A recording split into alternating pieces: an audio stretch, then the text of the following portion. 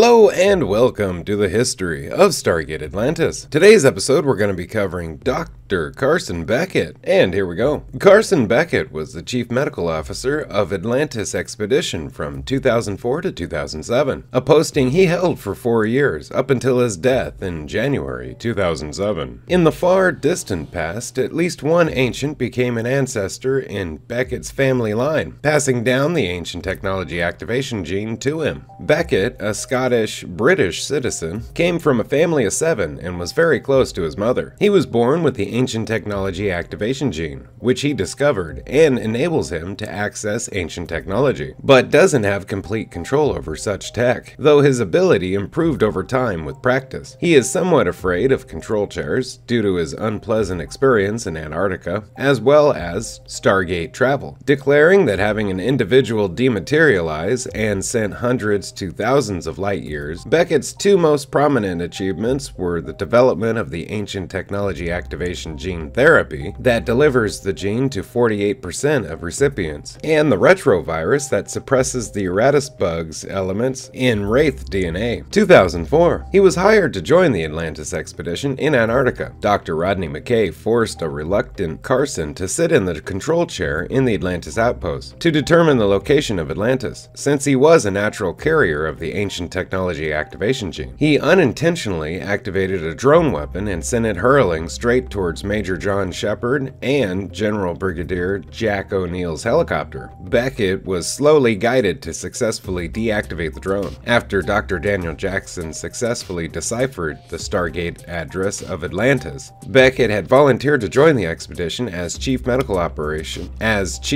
Officer of Atlantis. During the first week, he already discovered a small amount of Wraith physiology from a severed arm brought back by Shepard, including the fact that they don't die from natural aging. Shortly after arriving, he developed the ancient technology activation gene therapy and tested it on Dr. Rodney McKay. The test proved successful on him, and later 46% of those who received it. Later, he treated Lieutenant Aaron Ford after he was attacked by the shadow creature. He described his burns as similar to that of being struck by lightning. When Major John Shepard and his team's puddle jumper was lodged in the Stargate, he instructed Lieutenant Aaron Ford and Taylor on how to remove the Atlantis bug. He suggested the use of a defibrillator to stop his heart. When Shepard could not be revived, he had them enter the event horizon and then revived him when they reached Atlantis. When Dr. Rodney McKay was shot in the face with a Wraith stunner, he informed him that he was experiencing partial paralysis but would make a full recovery. Later in the Atlantis expedition, he discovered a planet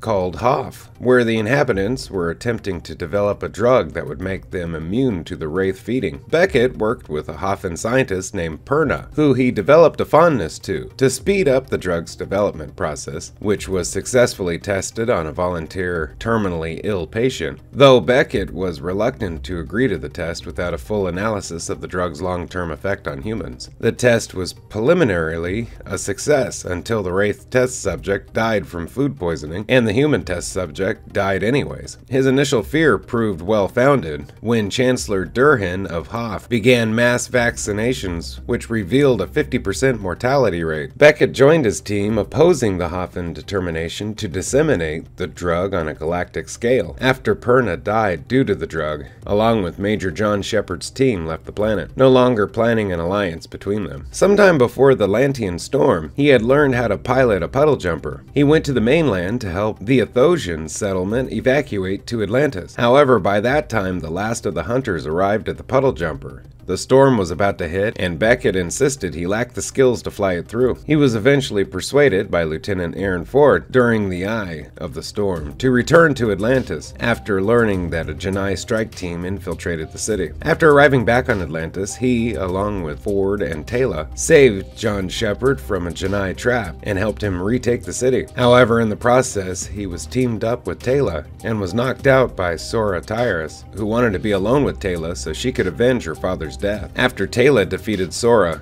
They carried him to safety in Stargate operations. 2005, when an ancient nanovirus was released from the nanite lab, he was called to discover the cause of the deaths of Dr. Wagner and Dr. Johnson. He ordered his pathologist to autopsy the bodies. She discovered that they both died of a ruptured scapular brain aneurysm just above the visual cortex. He and Dr. Rodney McKay then discovered that the virus was actually nanites. Fortunately, Major John Shepard was able to overload a Naquita generator, causing an electromagnetic pulse, which deactivated the nanites. When Major John Shepard brought Shia Sar to Atlantis, he did a full examination on her and found that she was in perfect health. He was suspicious as she was far too healthy for her society's level of advancement. While searching Atlantis, Major John Shepard's team found a room with a woman preserved in a stasis pod. He argued against reviving her as she was near death, but was overruled by Dr. Elizabeth Weir. After reviving her, it is discovered that she is an alternate Dr. Elizabeth Weir. She explained that in her timeline, he had drowned helping the people evacuate to the jumper bay. When a dart was detected heading towards Atlantis, he and Sergeant Bates piloted a jumper shuttle to take it down, but it self-destructed before Carson was able to get a clear shot. Hey, thank you for watching the History of Stargates. Have a great day. Bye-bye.